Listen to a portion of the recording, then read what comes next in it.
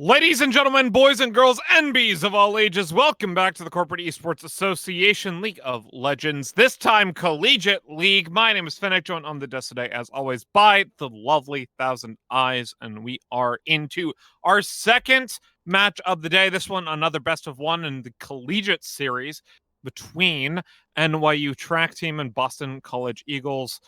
Thousand, how are we feeling going into our second match of the day?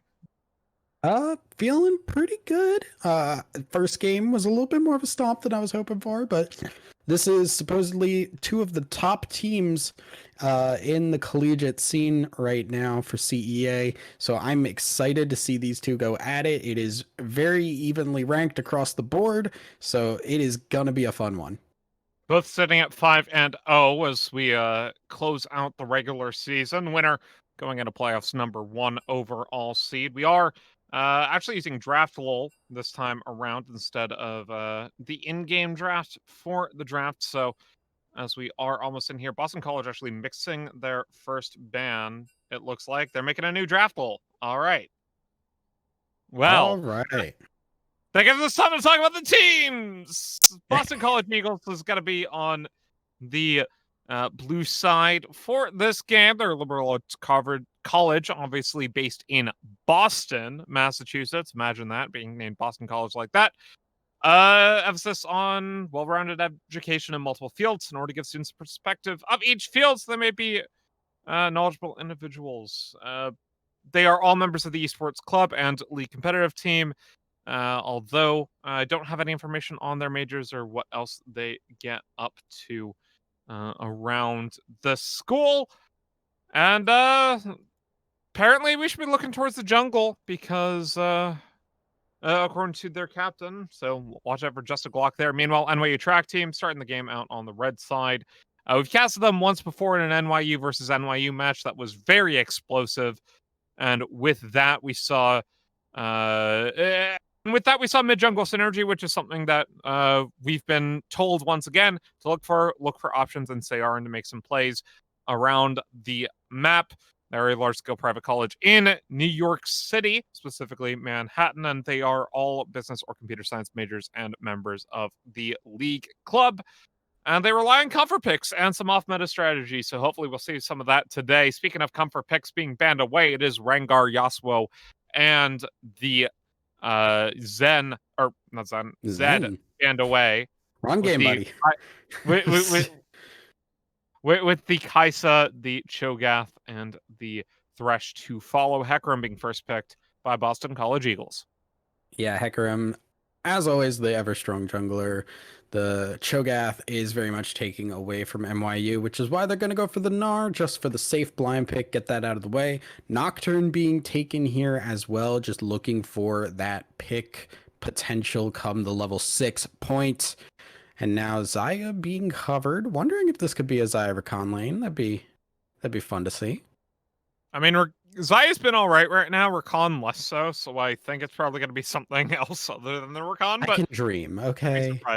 I mean, I would love for my meme boy Rakan to come back online, but unfortunately, Riot has said no, we don't care, and said they're looking to pick up the Ornn. So looking to sacrifice top lane as you do, pick the weak side top laner, scale late game, yada yada yada. You know how Ornn into Gnar works.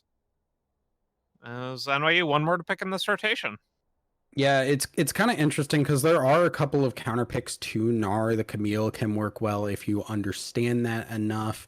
There are, just a couple of picks that really kind of punish him hard, but they're just opting to go for the losing matchup and just scale up.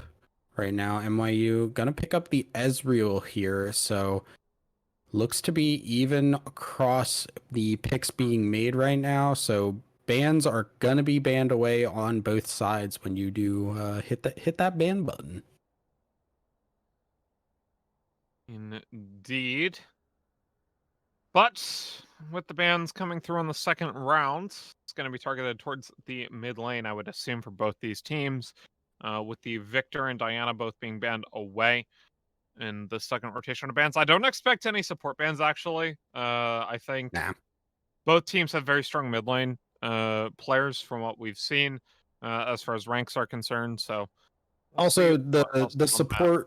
the support like champ pool right now is so wide open, and there aren't like any like super hard heavy picks that like you don't really need to worry about it. It's why you see supports generally being picked up with the 80 carries in the second round or in the second half of that first round of picks, because you don't ever have to really first pick a support, and you also outside of Seraphim, um, and you also don't have to really worry about them being counterpicked or anything like that. So they're always solid second half of that first round picks. That said, we got the Katarina being taken away, another pocket pick alongside the Diana and Ari Victor, two control mages off the board, but the Oriana Classic gonna come through. Interesting that they didn't pick the support here, considering I would normally save counterpick for the mid lane. I think Orion and Nocturne's a decent combo, though. You have good ball delivery as part of this team. You actually have good engage and disengage between the Gnar, Oriana, and Ezreal. So I think this is turning out to be actually a fairly strong poke comp from NYU. Mhm. With a little bit of hard engage from the Nocturne. Silas, though, being picked up by Boston College to go up against that Oriana. I like this in Oriana. I think it's a very good lane matchup. We'll see what they do for support here, though. Yeah, I'm kind of curious here because there's the Rel being picked up, and I think that may have been why they wanted to hold off on that support pick. They wanted to make sure. I think Alistar would be a great pickup here for some engage and the ball delivery system. Can headbutt the Rel out of the dash down, so gonna be looking for that. Outside of that, what do we got? We got the Leona still available. Um, Thresh has been banned away. The Karma Okay. being taken here. Yeah. That's So a very traditional bot line. very traditional, and I'm kind of surprised to see it because, like, I don't know. To me, I would not really take a Karma into Rel. Rel has the ability to cancel out shields um, on anybody that she hits with that Q. So that is a little distressing. Heavy shield comp coming through too with the Oriana as well. Looking Yeah. like you want to just get Nocturne in on the fight and put the ball on him. I mean, this is like a pretty standard protect the ADC comp. They're also like a. This is interesting that they're going for a poke comp because we haven't really seen many poke comps this season, like even in pro play. Mhm. Um, even with Gnar being relatively powerful, right? Like I mean, outside of Nocturne, like all these are poking champions, Nara, Ezreal, Oriana, Karma, right? You do have quite a bit of actually lane kill pressure with the Ezreal Karma due to the fact that you have a lot of pokens IRL doesn't have inbuilt sustain. So they actually have a decent time bot lane. But on the flip side, Boston College have a pretty dank wombo combo set Mhm. up with the Hecarim, Ornn, Zaya, and Rel. And Silas will be able to steal the Paranoia as well. Yeah, it could steal the Paranoia, it could steal the Ezreal ultimate, the Gnar. Stealing Gnar is really, really strong because you can use it at any point. You are not limited like Gnar is. Um, You the can steal Oriana the ult, shockwave as well. Yeah. yeah, the Oriana can be really. You are only able to really sombrero it, but stealing that and just diving in to just use it onto a bunch of people, that can be really, really effective. So it's gonna really be on Oriana to harass this Silas in lane and get enough of a lead that Silas can't show up in these skirmish fights in the mid game and really punish the low overall health pools that NYU has. I think it's still a difficult matchup for Oriana. I think Yeah. if both champions are played perfectly, I think Oriana technically wins it. Yes. But if both champions play suboptimally, I think it's Silas who is less punished for that, right? You have to have near perfect wave manipulation on the Oriana to actually win that matchup. You got to play it like Jensen, right? Yeah. Known for his Oriana and his wave manipulation, you got to play it like that. Top Known lane for his Valash though. echo. No, Yeah. just don't play Zeko. Exactly. Just yeah. I honestly, to me, like, well, one thing too is to watch what Silas is leveling. I'm assuming this is going to be the Q max as you normally do in the ranged matchups. Important to note that this patch Fleet footwork has been nerfed for AP users, specifically Silas being one of the main targets of that nerf. So he is going to have a little bit less health regen in this lane, and that is something Orianna can really abuse, especially come to the mid game when she starts getting that AP. Orianna's QW combo is very, very potent. And as long as to me, the biggest thing with NYU is they need to take the initiative. If they are responding to fights, they are always going to lose them because their counter engage is not great. The Nocturne really not great at counter engaging. Orianna doesn't have a good ball delivery system. Basically, going to be hoping they walk into it. The Karma will buy them time. Gnar, like you have to be in the right form at the right time to really disengage correctly. Meanwhile, Boston College, they've got the Hecarim to go. They've got the Ornn that can really counter engage well, Rel as well. There's a lot of opportunities for them to turn things around while NYU try and dive. But like at the same time, while they have dive with Nocturne and Gnar, at the same time, I still think this is more of a poke comp than a dive comp. Like it's Ezreal, Orianna, Karma. Like you don't have the ability to burst down champions unless you get super far ahead on any of them. I guess Orianna can kind of get a little bit bursty, but this is like okay, you burst down the Xayah, but you can't burst down Sylas, you can't burst down Rel, you can't burst down Or, you can't burst down Hecarim. They have the ability to re-engage on that. I think want to see them, and you might disagree with me here. Put the Gnar into the sideline and play 1-4. Play on the back foot, just try to play around the minions, force mistakes happen from Boston College, and play around that. At least that's how I see NYU wanting to play this. I think ultimately, like that can work, but only if Options is focusing hard on that top side, get the Ornn very far behind early on, and that feels like that's not where you want to have Nocturne. You most likely early on want to have him just farming up. You want to have him get that level 6, because if the counter get comes from Hecarim in a 2v2, I don't really know if I favor Gnar Nocturne there, because Hecarim is just really strong. If Ornn is in a position to be able to help Hecarim, I don't think they win that. And Nocturne's time is just better spent elsewhere. You're just really hoping T-Money can just abuse this Ornn enough to be able to make that work. We'll see. I think Gnar has the ability to abuse Ornn quite well. I mean, we haven't really spoke about that matchup, but it is a wash. I think everyone kind of already knows. It's like, oh yeah, Gnar beats Ornn in lane, but Ornn comes back later, and then the split push favors Gnar, but Ornn doesn't really want to split. So yada yada yada. You put the Sylas into the Gnar lane late, right? I think the only other matchup we haven't really touched on here has been, well, I guess we haven't really touched on the jungle or the bot lane matchup. So which one do you want to kind of go over first? No, let's just go over the jungle because I think it's an easier one to talk about. The Hecarim, solid early game ganks, really strong as far as skirmishing early on. The Nocturne can skirmish okay in a 1v1, but once the 2v2s and 3v3s start happening, Nocturne needs to have that ult in order to get onto an important carry. Yeah, I'm with you. I think, Hecarim can actually, with lane priority from the Sylas, also make Nocturne's life very, very difficult in the early levels.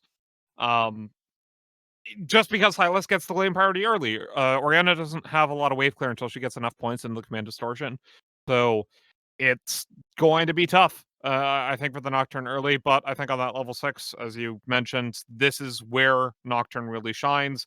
This is where he's able to make plays happen around the map. And as we take a look around the map, we haven't taken a look at bot lane yet. Xayah Rel versus Ezreal Karma. What do you make of this?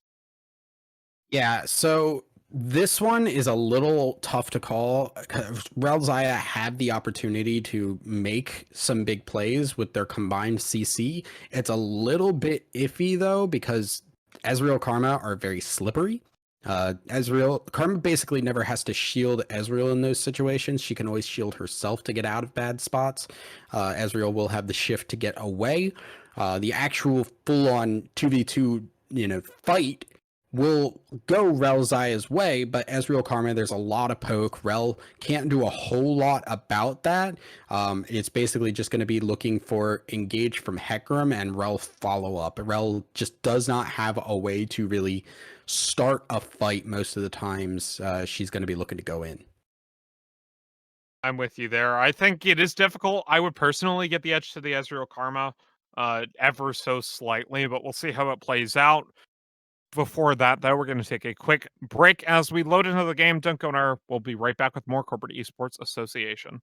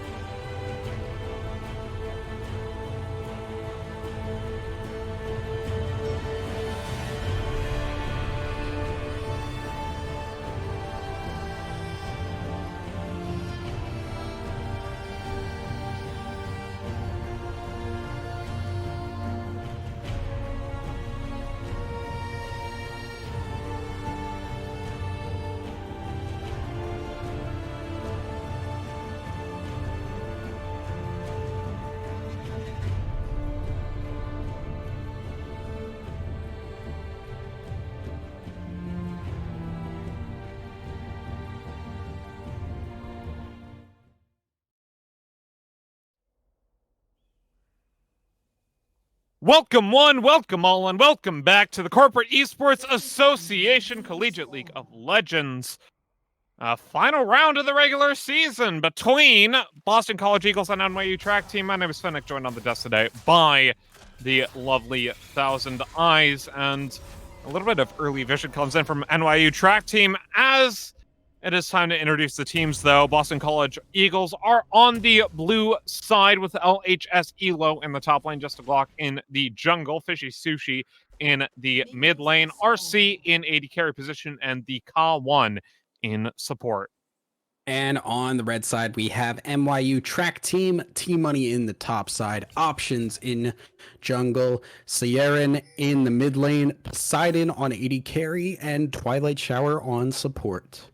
Both junglers starting towards the red side of the map. Vision game early going over towards actually looks like Boston College Eagles. They were able to get the ward onto the Raptor pit, whereas it's probably about even because there's another ward over on blue buff. I didn't see that from NYU track team. So both teams gonna know approximately where each other's junglers are as both junglers start for the full clear.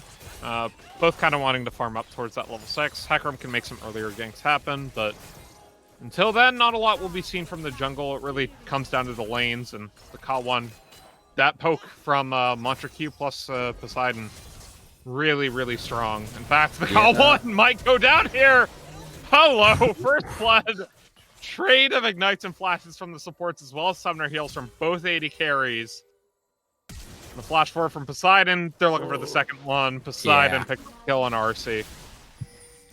Yeah, level 1 Ezreal really, really good, and level 1 Xayah really, really not, unfortunately. So that will just be the two early kills. I was going to say initially did favor Boston College because Zaya did pick up the kill. However, Ezreal picking up the kill afterwards does make it definitely favored for, oh my goodness. He's only level 1. Why are you going mid lane? Fishy Sushi should go down here, and Sayarian's just fine. Just a Glock is making his way over. Sayarian with the command protect. I mean, he'll fall, sure, but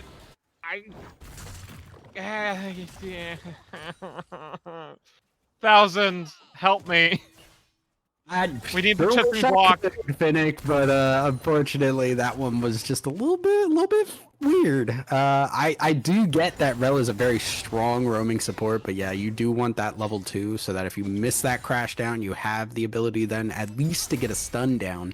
But yeah, Sylas does fall there. Important to note, Sylas running the Conqueror instead of the plate footwork. This does mean that the healing in that lane is not going to be there. So you gotta basically conserve your health as much as possible as Sylas. And yeah, this bot lane not having a good time.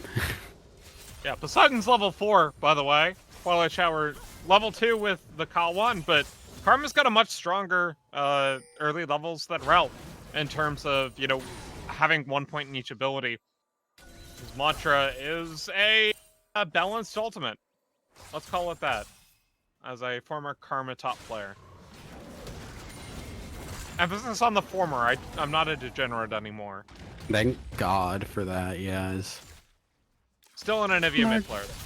Yeah. Sayarian getting engaged upon mid lane, just to Glocks around, but can't get behind him for the push back. As he was under tower. Meanwhile, RC almost getting caught up by the Shackle. From the Karmas, T-Money wins top lane, to be expected. Although the CS is even and LHS ELO has the wave crashing in, so maybe the Ornn actually comes out slightly ahead in the CS battle early. Possibly. It's really going to depend. Like, this is where I'm looking for options level 6 to see if they try and go for a top lane gank to just really punish this Ornn. While Ornn may be able to keep up in the farm, you can see the health difference is going to be an issue. The biscuits being used, the health pot's already gone. This is really just T-Money trying to get Ornn to back so that he can get a lot of free time on this tower and in the minion wave. At the moment, though, LHS ELO, I mean, he's playing the matchup as well as you can on Ornn, so props to him for that. I think, once again, we're looking for options level 6. We already mentioned it.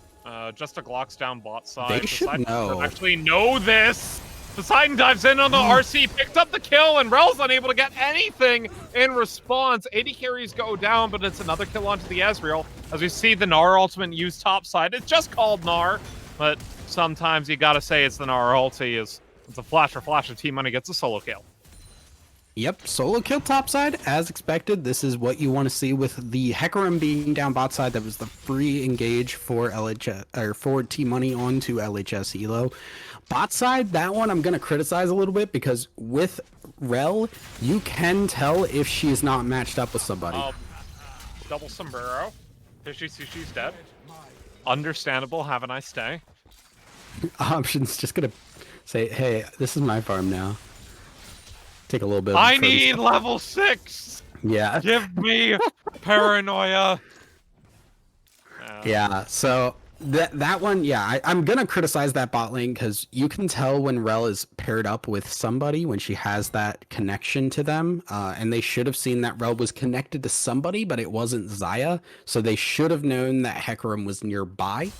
But obviously, it is a little hard to pick that out just right off the bat by looking at her.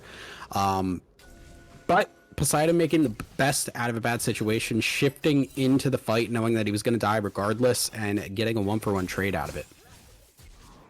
And importantly, it's a kill onto a Hecarim versus a kill onto an Ezreal, and while the Hecarim does spike better in the mid-game, early kills on Ezreal is always extremely scary. Just because he is the late-game scaler. Just blocks down bot side. Paranoia coming in as well as the TP. Twilight Shower goes out of the way. Here comes the Nocturne. They find just a Glock in the meantime. Get the fear down as Fishy Sushi is a little bit far forward. T-Money with the Nara into one. Finds a stun up against the wall, but isn't able to find anything else. Fishy Sushi now down and gets the pull down from the Feather Storm and reused condoms. Barely able to keep his team alive. It was not a Feather Storm, excuse me. That was just a boatload of feathers on the ground. Yeah, Still. the target acquisition. Block though. What are you doing? Poseidon, Arcane shifts away, knocked back in. Mantra Q not available. Neither is the Mantra Shield. Poseidon finally falls to RC. Yeah. All right. So this one was really poorly played from NYU. They had the opportunity to really win that fight hard. Hey, they grabbed the dragon. Shockwave. Shockwave. Options very low, but he's fine. Hello? Is this the trade back? RC flashes over, though ignited. So were you saying that was poorly played by NYU, but I see them having a dragon. Okay, shush. Okay. Get the chips and block, boys. Yeah. You got fiesta. So, in that fight bot side, that could have been a very closely a wipe in favor of NYU, but their target acquisition was just all over the place. Some of them were focusing on the Silas. Nar went in on... Let me talk, guys. Well, rip. I keep on talking. It's just a dead Silas. It's fine. All right. Anyway. Money getting ganked topside. Never mind. He finds an R up against the wall for just the Glock. Maybe able to trade back. No! Just a Glock barely able to live. Okay, now you can talk. Now we're so far back, it doesn't even matter. Anyway, mid lane, yeah, Fishy Sushi not having a good time this game, which is what we wanted to see from NYU. You wanted to see that Silas get punished really hard. Top side, just a Glock getting that kill and barely getting out. Now 3-0 on this Hecarim. That is a very, very scary boy. Is going for the tank Hecarim, so will just be getting very, very beefy. But Nar falling in that top side is not what you want to see. Ornn up 20 CS right now and only down a kill, so this is very much working out in LHS Elo's favor. Yeah, he's got 2 plates as well. This is good for a 500 gold lead on the Ornn.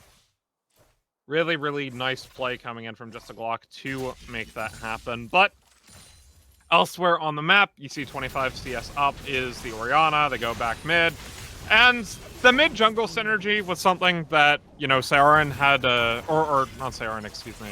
That was Saorin, had mentioned from the NYU track team, as he is their captain, to watch out for. And, you know, Options is like, hey, I have ult. Saorin's like, cool, let's kill the Silas again. And so they did. Outside, lots of trading going back and forth, but... Okay. All right, well...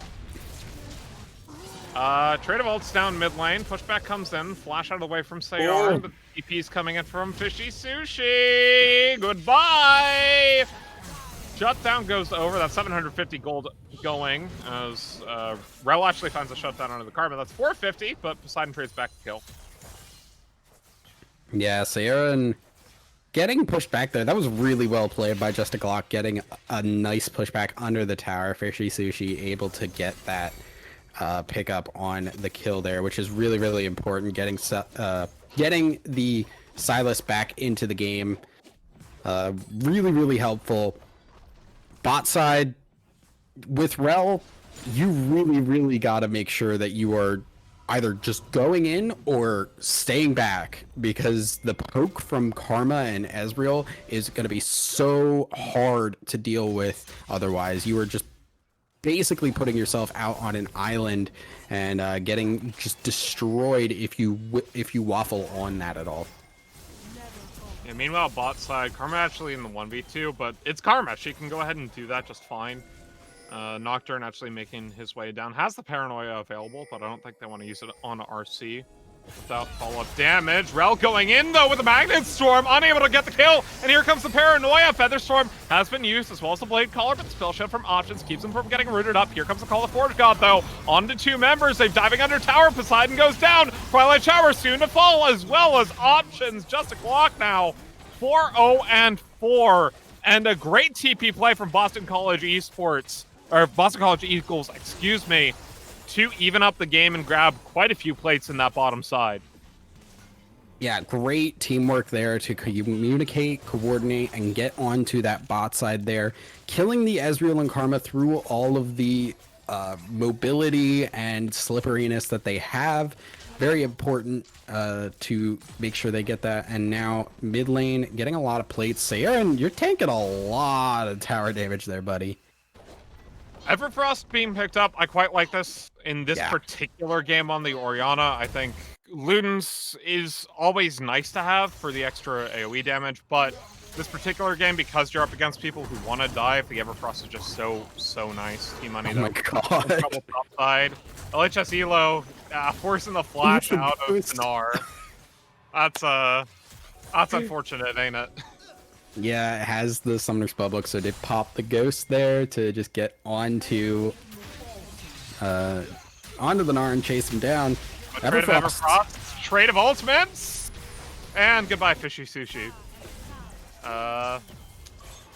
Yeah, lots of command shockwaves this game. Not all of them from the Orianna. Options, meanwhile, in trouble, as is Sayar, in a nice onslaught of shadows to pick up the kill, and Options does to flash out of the way. Now just a Glock. Trading aggro, gets the double kill. 6-0-4 from Boston College Eagles. And hello? Twilight Shower, also dead. So, this is Tank Hecarim. He's got a chem tank. He's 6-0-5. Yeah, you know, this is what we got from their captain. Watch the jungle. Didn't expect it to be this explosive, but hey, we'll take it. Team money, though. Able to pick up a kill on LHS Elo. That's 450 gold worth. And, oh, double kill. Nice. Well played. Nice dash forward into the boomerang. Or RC, excuse me, is around. As is just a Glock. Just a Glock right now. 450 gold bounty on his head, so 750 gold kill to whoever gets him. They can find that onto the side. Shoot! He dives in, but no! It's traded back and it's given over to the Orianna as the Feather Storm comes in, unable to get the roots off of the Blade Collar. And now Fishy Sushi all alone, stealing the Gnar ultimate. But unfortunately for him, he still goes down the side and picks up the kill. And, alright! NYU track team back in control of the game. They're just passing the ball back and forth every time. These fights are just so... It really just depends on who's grouped up more, because I don't think we've seen a full, like, 5 versus 5 team fight where the teams have both been, like, prepped, ready to go, like, ready for these objectives. It's always been, like, one person getting caught out, one person going too far forward, or making an engage when the rest of the team is not ready, and then the other team capitalizes on it and just blows them out of the water. So this one really is looking to be like whoever just executes better is going to come out on top. Indeed, but at the moment it looks like NYU track team is the one who's getting the better end of the execution for the moment. But both teams have been making good plays. So as we go into this mid game, what are we looking for from both of these teams? Yeah, so right now the poke is in full swing right now by this. Come on! Let my color caster talk! Damn it! Poseidon, Cotton College, the Forge God, knocked up against. Here comes the clap! And unfortunately not able to get any kills. As the turret falls top and bottom lane. Huh. Goodbye, Twilight Shower. Yeah. Okay, so I told them to let my color caster talk. You can talk now, I think. Yeah. Twilight just gonna fall here. Talk about something else. We know this is Twilight on the night. This is fun to watch. Oh, wait, no! What are you doing? Oh, no! No, you should have just gone to the next... Oh. Should have just started to the next tower. Why do you have to go for the touchdown? Yeah. The full poke is in effect right now from NYU. They have the Gnar in the mini form able to poke. The Ezreal is starting to get off the ground here. We're seeing the tier getting stacked once that mana immune hits. That is when Ezreal's really going to start hurting. I believe it is now 2.7% on ranged abilities from tier, so that is going to be a lot of extra damage compared to the previous 2% that it was. On the other side, though, what you need to be looking for is those engages, looking for those picks. If you catch the poke comp not ready for a fight, they're gonna go down. Down onto the Xayah, pops a Featherstorm Blade Collar, doesn't get too much out of that one as Mishi Sushi ends up pouring the flash, and here comes T-Money, gets the kill as the Shockwave lands onto 4 members. They're trying to find the rest of it, but Twilight Shower, he's able to get the damage off in the meantime. It's a 4-for-1 as Twilight Shower finally goes down. Great mantra. Well, no, actually, didn't even use the mantra Q there. I thought I was getting up the kills, but nope. Yeah, and this is going to be bait cracking here. Really, really well played there from NYU. They got the engage. Once again, LHS Elo, not there for the fight. So easy pickup there for them. Able to get that inhibitor down, and now this is going to open up a lot of opportunities for them to get objectives. Dragon is going to come up. Oh, it got onto the Nexus Tower as well. Ooh. Yeah, that's real scary now, because the Nexus turrets being so low is not something you want to really deal with, especially with a poke comp just slowly choking you out. Poseidon. Nice arcane shift there to get out of that searing charge. In the meantime, though, Boston College Eagles, they thought they had the pick. Turns out NYU track team had literally everyone there ready, just out of vision. So, a bit unfortunate for them. But in the meantime, they might be able to trade back this mid tower as resets have come in for NYU track team. Yeah, with the resets and only having poke, not really a whole lot of like great wave clear outside the Orianna. That will open up the opportunity to push this mid wave, get a little bit of control before this dragon spawns. Right now, what Boston College need to be doing is finding who is caught out, finding who is trying to ward get objective control, and force a 5v5 team fight. They've been losing all these fights that have been engaged on them because they did not have a crucial member. It is kind of just like, who is face checking at this point? Ghost stand unable to find too much. It is 10 seconds left on this dragon. This is going to be a flashpoint, right? If NYU track team are able to take this, I think they just run away with the game. Even if, you know, Boston College are able to get one in return, the soul point is just such a huge threat when it's an Ocean Soul, especially with the double stat Drakes already. They just have to cede it away. They're not looking for the fight here. Not just that, but they're also just trying to push out the mid wave, which is the one with the super minions. Once again, forcing the Feather Storm into the Blade Collar in a second, but he hasn't done it yet. Call the Forge got popped, as is the Sayarin ultimate. Nice shockwave there. 2-man Gnar from T-Money to pick up the triple kill for his mid laner. And the Ka1 on the run, flash in, not stunned up. T-Money chucking some barrels forward, getting the slows down, just a Glock. Also in trouble, but with that and with these Nexus towers extremely low, we might actually see a 21-30 win here. Yeah, let's hold on. Before that, though, let's talk about how well Options played that fight there. Got the ulti in, used the Stride Breaker forward, and then flashed onto the opposite side of the Xayah to force RC into his team with the fear. That was massive and immediately took out the Xayah. Once again, just a Glock not there for the end of that game, was in the bot side, and NYU saw that, took that opportunity, pulled the trigger on the Nocturne ult, and then just followed up with it beautifully. Yeah, and with that, NYU track team become the top of the collegiate division, improved to 6-0 as honestly, just absolute domination. This is, I think, different than what we saw from them earlier this season when they were up against, I believe, Violet Poros. That was a much closer matchup. Even though that was a best of 3, right? We saw a Violet Poros come back in here. So I'm actually looking for NYU track team and NYU Violet Poros in the playoffs as kind of our two favorites, I would say. What are your thoughts, though? Yeah, I mean, it'll be interesting. I feel like there was a little bit of just kind of like playing with their food against Violet Poros. I think they were trying to limit test a lot in that series, whereas like this game they were just like, pedal to the metal, let's get this win and just dumpster the enemy team as best they could. I feel like Violet Porters are stronger than their ranks and initial looks will show, but I don't know if they're at the level where they could take on track team who is going, like on all cylinders. Well, that will be answered, though, starting next week with the playoffs. I believe quarterfinals next week, semis on the 10th. I won't be there, but 1,000 will be there with Brennan, perhaps, maybe with someone else. We'll see. And then finals going to be on the 17th. But that is all the time we have for tonight's broadcasts. Until next week, with just a collegiate game, no corporate game next week. For everyone here at CEA, admins, production team, our producer Brennan, and everyone else in between. My name is Fennec. My name is Thousand Eyes. And we will see you next time.